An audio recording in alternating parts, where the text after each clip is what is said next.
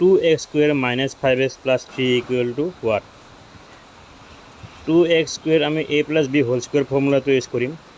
5x ক আমি 2x আৰু 3x এনেকৈ লিখিব পাৰোঁ প্লাছ 3 equal to 0 গতিকে নেক্সট 2x কমন ল'ম 2x x minus 1 হ'ব মাইনাছ ইয়াৰ পৰা 3 কমন আহিব প্লাছে মাইনাছে মাইনাছ হৈ যাব 0 next x minus 1 আহিব 2x minus 3 হ'ল next x minus 1 equal to 0 এতিয়া x equal to 1 next 2x